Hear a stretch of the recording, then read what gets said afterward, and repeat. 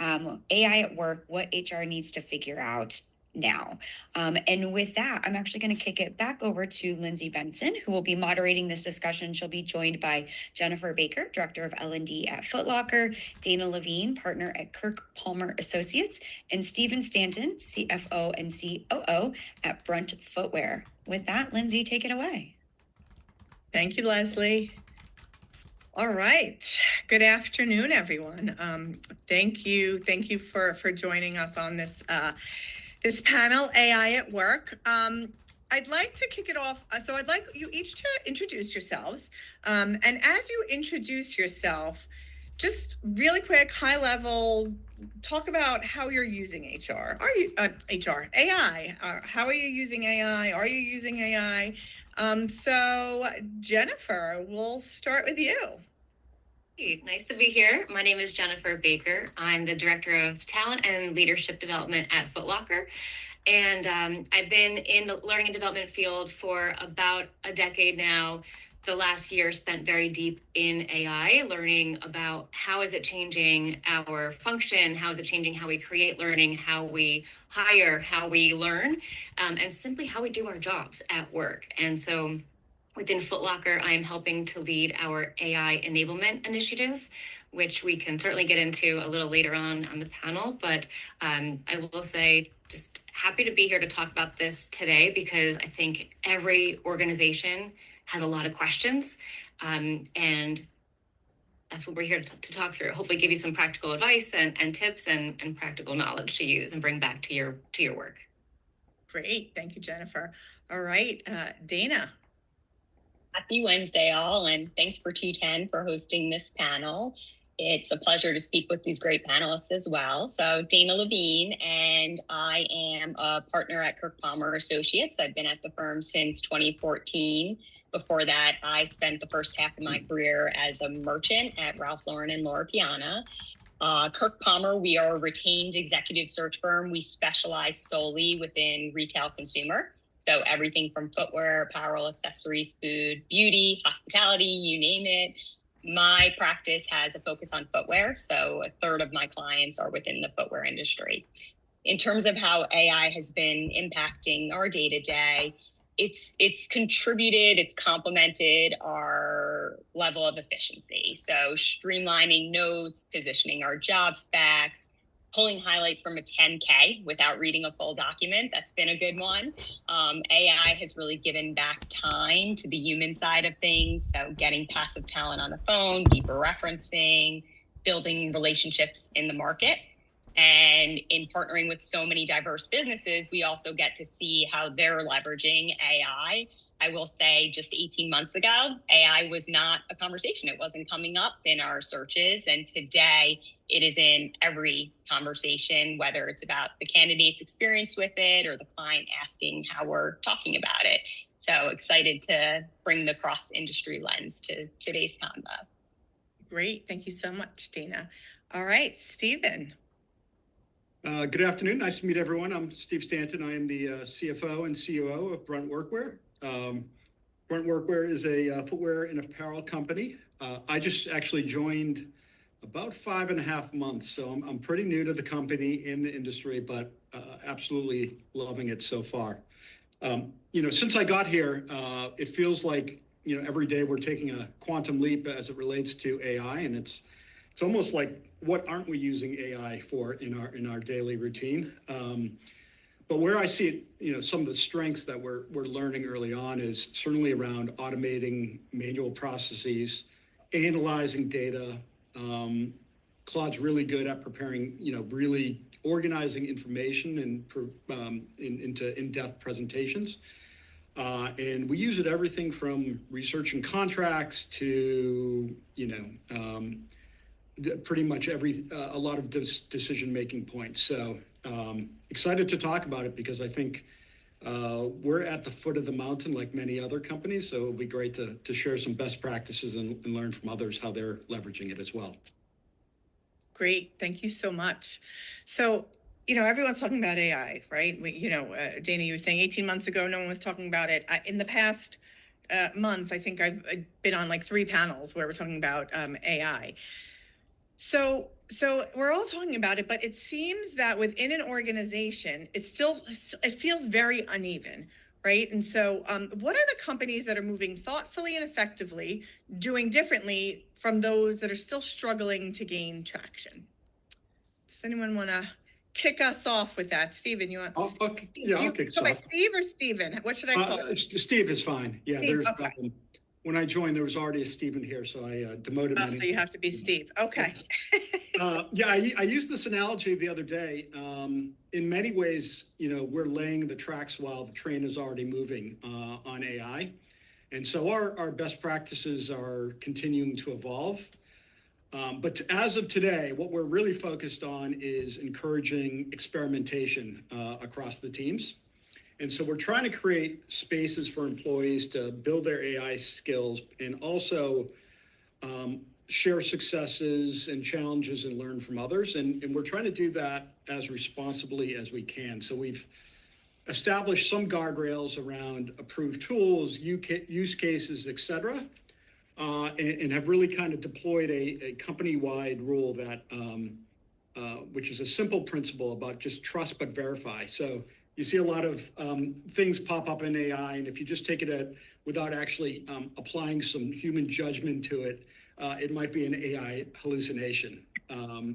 So that's really what we've started. And although we're in the experimentation phase, when I put my CFO hat on, every AI prompt you have has a real cost. And so token consumption is getting expensive. And eventually we'll translate that experimentation into ROIs and productivity gains. But in the early innings, we're just encourage everyone to experiment.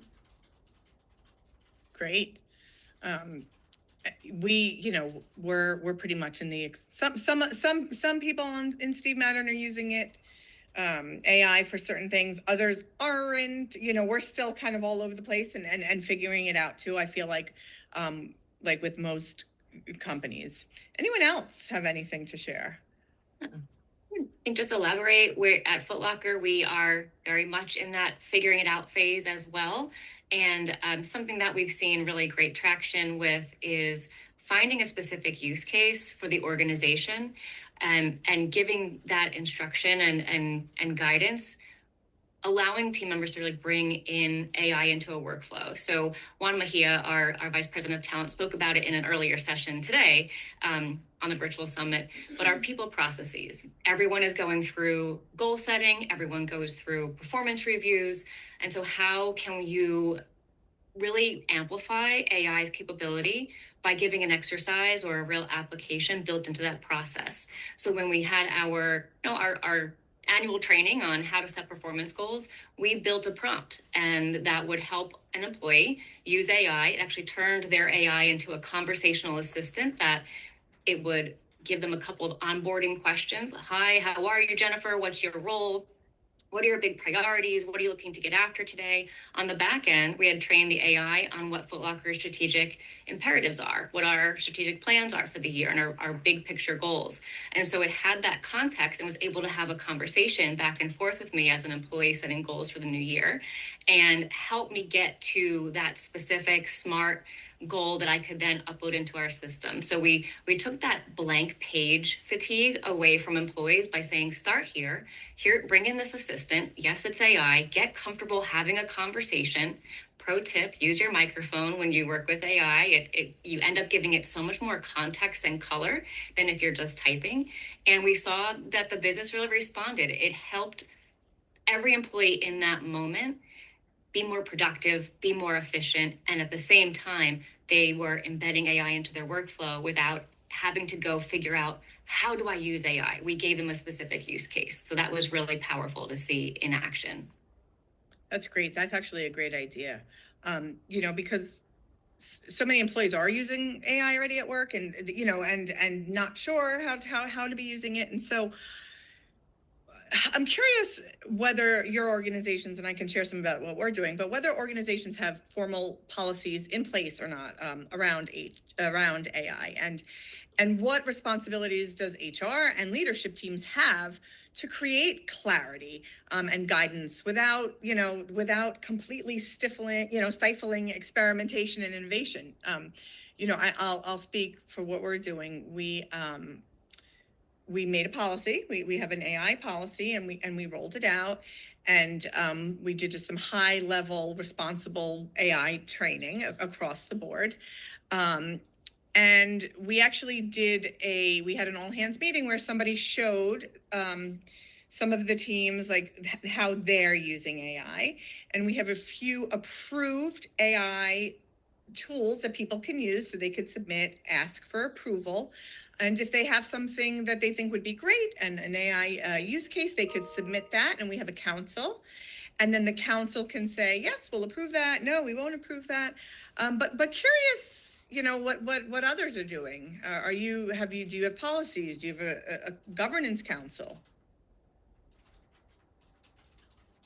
I can kick us off here. I think it's a really timely discussion. I think right now, as we're experimenting with AI, we're also trying to figure out who owns AI in an organization. And what we're finding is that it's not one function, that HR definitely has to be at that table.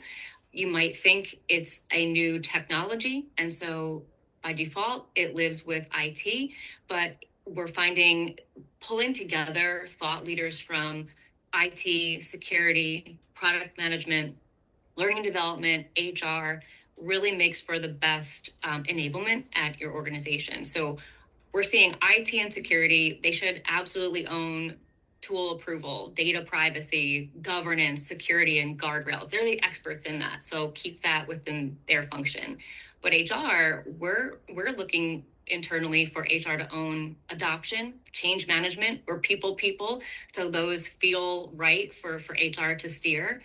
Skill development, workforce readiness, that's by nature learning and development. So really, I would say bringing the minds from all over the organization is really critical, and not just allowing AI adoption to sit in with one function. It really is a team lift is what we're finding.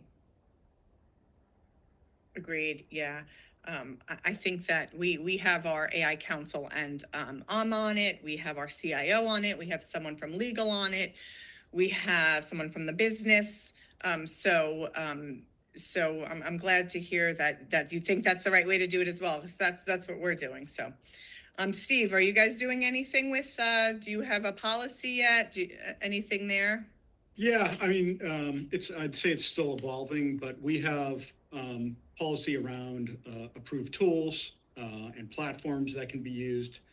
We have some policies around data and privacy, and so you're not allowed to put employee personal information in there. Some legal documents, customer-facing things as well, and there's also, as I mentioned, there's like I guess what I'll call a human accountability policy as well. And so employees are, responsible for the output of AI and validating that it's actually accurate before it goes to publication to whether it be the board or to the executive leadership team, et cetera. So I think, we got a ways to go, but we also form a AI council as well. Actually have not been invited to that meeting yet, but I heard it's very productive, and there's lots of best practices and use cases being shared about how to use it responsibly and how to use it cost efficiently as well. Great. So Dana, I'm going to direct this next question to you. There's and then anyone can chime in, but there's a lot around this. So I'm very interested in what you have to say. So, the hiring process and AI, right? Everyone's talking about how is AI going to streamline parts of the hiring process and talent acquisition. But there's concern about, over automation, and human judgment. And, so I'm curious where you're seeing AI genuinely add value in the search and hiring process. And where do you think it still falls short? Sure. I think the A in AI in this case has been amazing for us. It's the equivalent of having a team that can take low impact work off of our plates.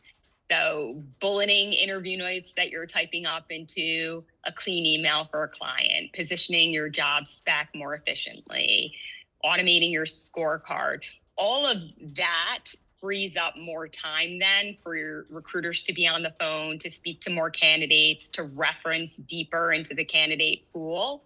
I think where AI cannot drive decision-making is around vetting someone's leadership presence, whether they'd be a cultural ad, any stylistic nuances, understanding all of their progressions and transitions throughout their career. There's not a tool that can assess that. And we have to assume that candidates are writing resumes, leveraging AI based on a job spec that they're after that position. And perhaps that job spec leveraged AI to streamline information. People are using AI coaches in real time on interviews. We've all seen it. So we lean further into the live human interaction because it's the only place where we can assess a candidate's potential. Our interviews are getting longer, I would say. Many of them are running 90 minutes at this point because we're going deeper and we're starting the conversation always with how did you find yourself into the industry, getting what we call the origination story. AI can't feed you something like that. And we do not present candidates unless they have been referenced, and not just one reference, multiple references, because in general, and even before AI, someone can present beautifully and they might not reference well. And AI is widening that gap, I would say, because you can sound more polished in a conversation. You can craft a more compelling resume. And then my hot off the press AI example, which I thought was interesting to share, is that just this week, we're only Wednesday, so earlier this week, leveraged AI at the offer phase. And the intent was to try to understand both from the candidates and the client's perspective, how they were going to view the risk, compensation gap, how they might value equity in this business. And I'd say it was a helpful tool because it put that process through a 360 lens from both the candidate and the client. And most of it did prove to be true. But it was just a helpful way to get ahead of it. That one was a new one. And say, like, we're about to make an offer. This is the salary. This is the title. This is what the candidate wants. What might come up? Yeah, Wow. This is the type. So without saying business names, without saying candidates, but this is the approximate formula today. This is what the offer might be. The candidate is coming from this type of business, private equity, public, private. They're transitioning into this. So the equity model is different. Talk to me about the risk, the reward. It was fascinating. Wow. I think that's so interesting. I think that your job is going to be harder. I think you're in a sense, right? Because like I said to my team, my talent team, I said, everyone, you need to meet everyone in person. You have to really speak to people now, right? Mm-hmm. Because you have to dig, because the resume will be done with AI and they'll take the job description and base it on that, their resume. Mm-hmm. So I really think recruiters and the talent team is going to have big jobs ahead of them now. Really, right? Really do. And think of projects also is the other piece. Many of our candidates complete projects, and we're speaking openly with candidates. Did you leverage AI at all to complete this, to supplement it? When the answer is yes, we encourage them to share with the hiring business that they did, how they leveraged it, how it supported the KPI they were trying to convey, and where they repurposed the time, because the AI plus people is the interesting formula. Yeah, I think it's fascinating about like the projects, right? And I think we were chatting and we were saying, well, I guess now people have to come in person and present their projects and talk mm-hmm. through it more so than ever. So Steve or Jennifer, anything to add to the hiring process, and any thoughts on that? I think just, to tie a bow on it, AI doesn't have lived experience as your candidate does. And so pulling those out, as you both have hit on, is crucial. We know, just like we're using spell check every day, candidates are going to use AI to improve their resume, to improve their cover letter, to improve how they communicate in the interview process. So definitely expect that. But I think as Dana was saying, you have to, if you can't bring them in person, at least digging into those behavioral type questions where you are probing on the learned and lived experience of that individual. So certainly have to go into it knowing AI is going to play a part in this candidate's experience with me. How do I get to uncover who they are as an applicant, as a person, and maybe what's AI driven in their work.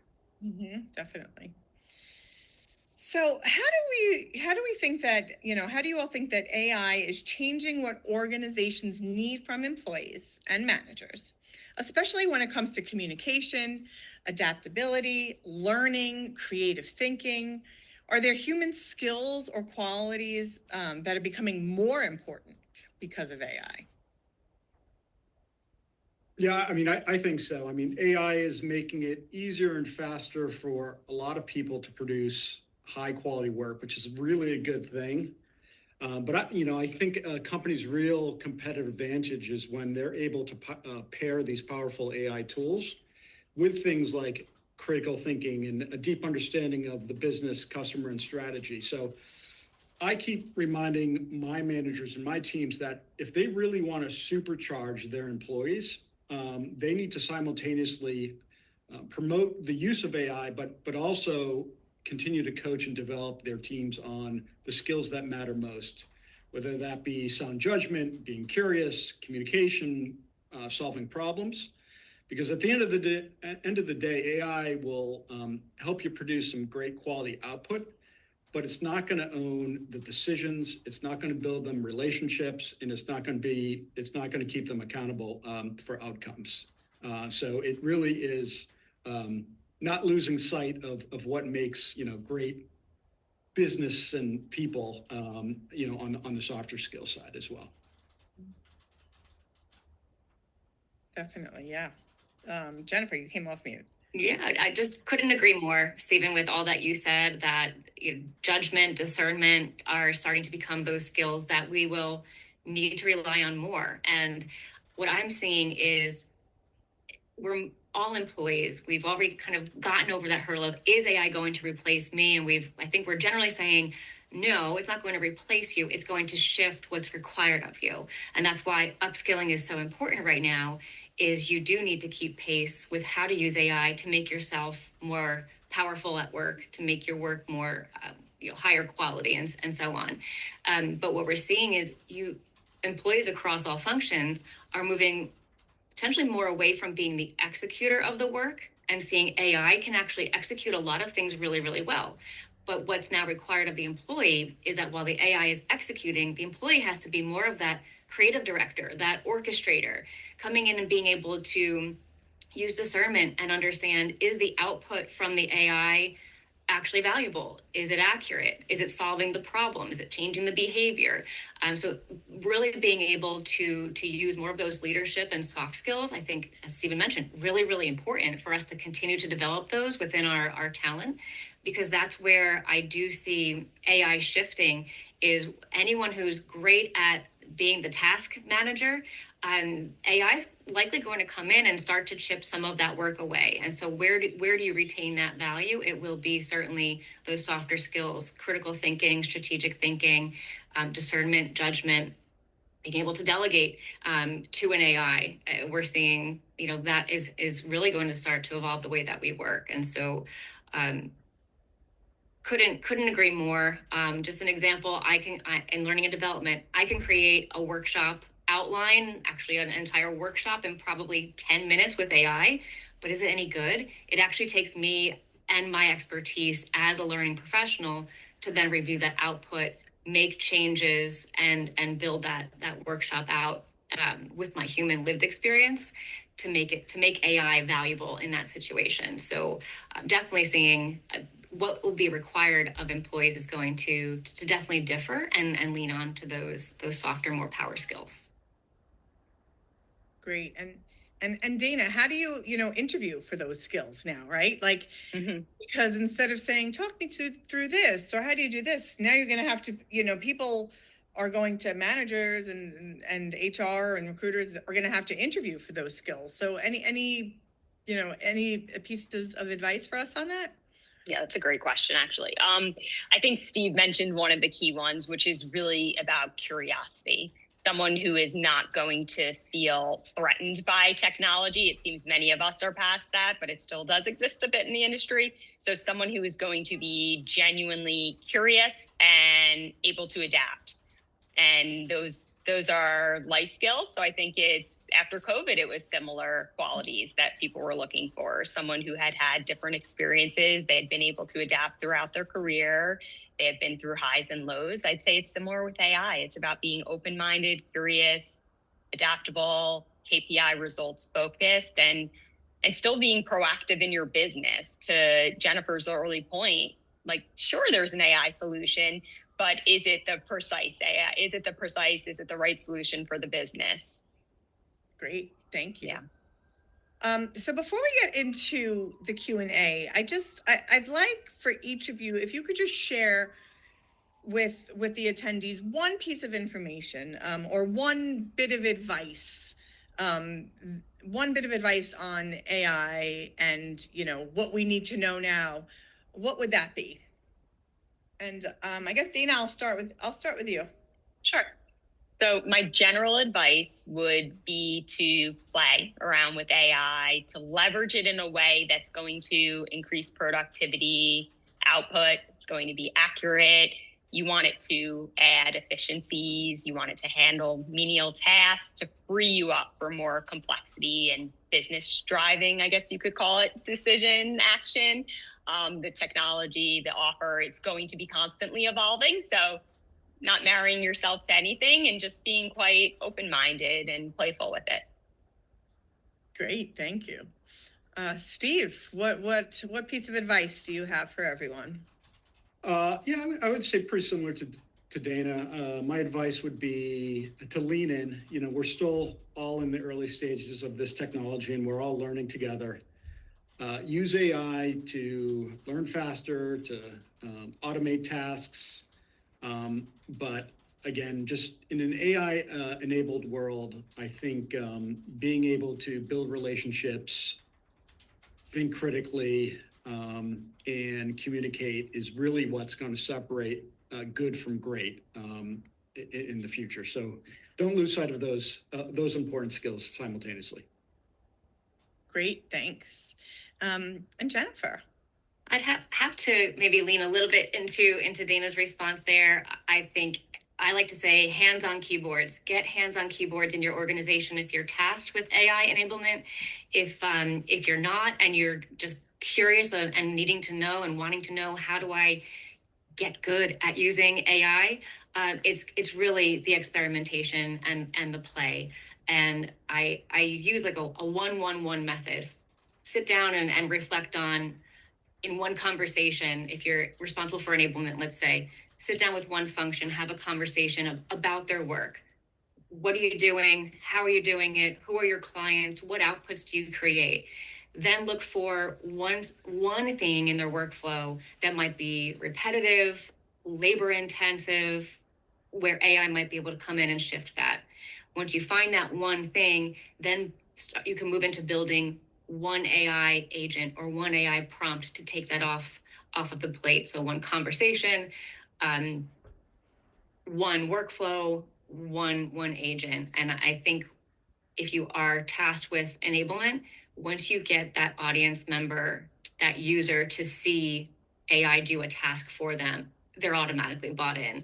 I think I've seen that sometimes leadership at the highest level is maybe too far removed and not sure how to use AI or what does it mean for the daily work in their organizations. Sitting down with those leaders and having AI take one thing off of their plate. Maybe it's an AI that can clean up their email and show them the most important things to do, to delegate, or to put on the back burner. That's really powerful when someone sees how AI can actually help, not hinder or be a threat. That's where you start to gain this this real buy-in, and that's where people then get more curious. To Stephen's point, more curious, more playful, and ultimately start to become true users of the technology. Great, thank you so much. So a few questions that have come in. So let's see. First one says, where do you find or how do you begin to create AI templates for employees to use? So for example, where did the compensation template come from to determine how the job offer would go? Yeah, I mean, I guess, Dana, if you want to answer that. That was a casual conversation between me and Claude. There you go. Yeah. Yeah, I mean, and that's what I would say too. I think there's no real AI template, right? See what your organization's like. In my organization, we all have Chat GBT. So that's where, we're playing around and asking things. You may have that in your organization or something else. If you're unsure, reach out to, I always say HR, because if HR doesn't know, they can find out.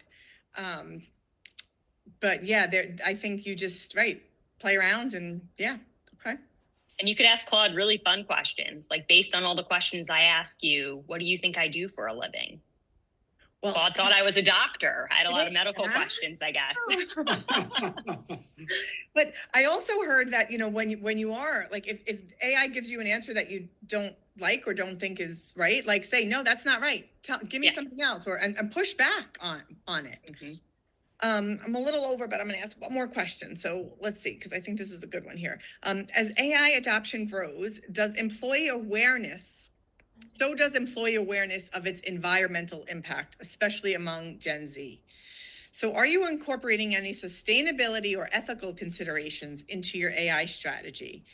And how are you hearing and or addressing these concerns from a people and culture perspective? Has anyone addressed this yet?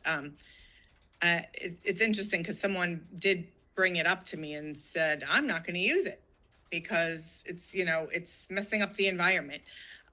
So full transparency, we're not there yet.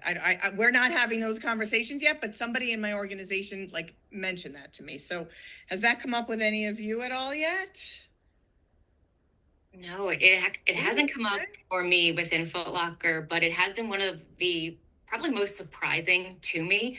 I wasn't aware of what that the generation was thinking and feeling, and so I think my takeaway was just being very open-minded and doing your due diligence as an HR professional in listening, asking those questions about how does AI make you feel? What are your worries? What are your concerns? Let's talk through that.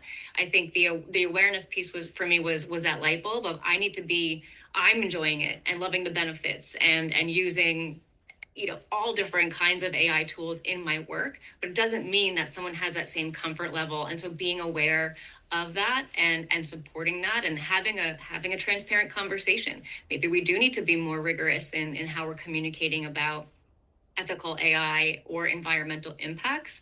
And again, as HR, we have to put that open-mindedness hat on and be people first. Yeah, I actually do have more time than I thought, but somebody just wrote in the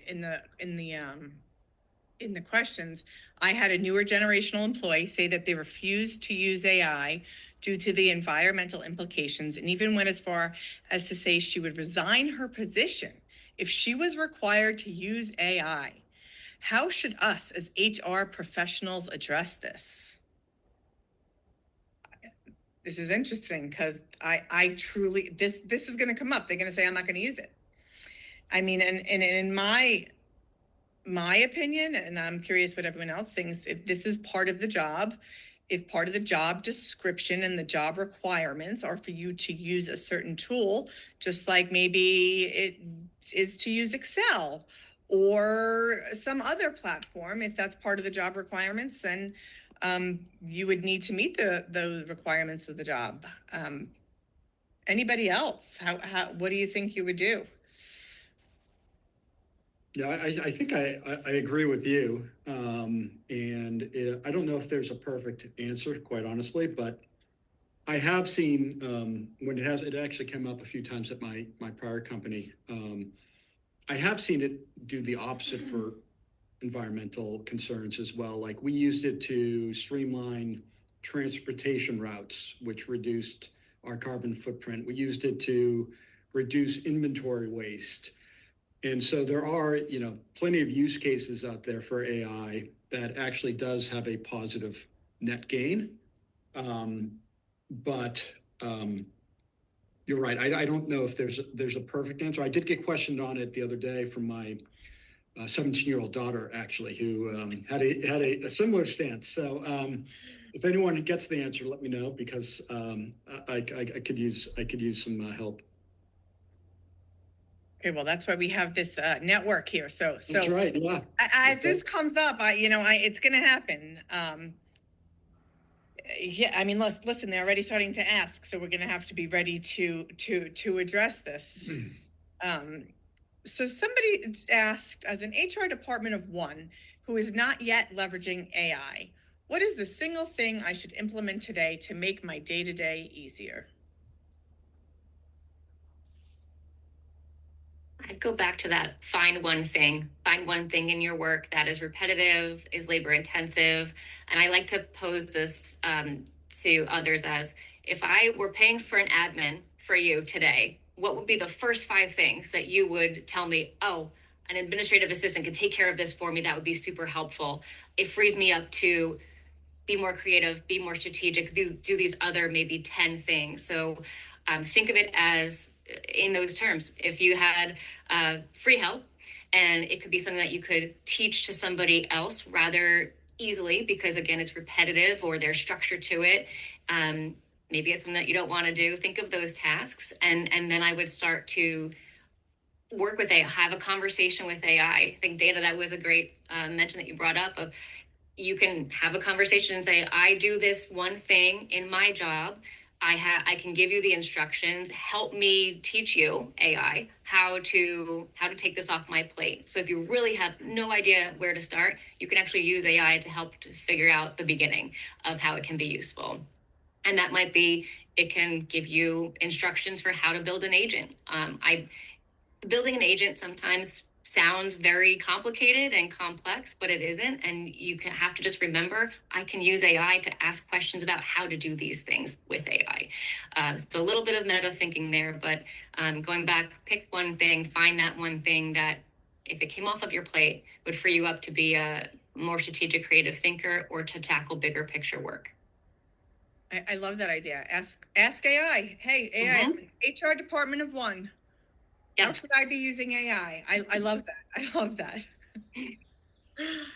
So thank you so much to everyone on the panel today. I think this was a great discussion. I think there's so much to say on this topic. I think by the time we're here next year, it's going to be, but by tomorrow things change when it comes to AI. So again, thank you all for being a part of this conversation, and looking forward to seeing where everything goes with AI at work. Thank you very much. Thank you. Great combo. Great. Thank you so much, Lindsay, Dana, Jennifer, and Steve. That was a great conversation, and I'm sure that there's a lot of these conversations and topics that will continue in our breakouts.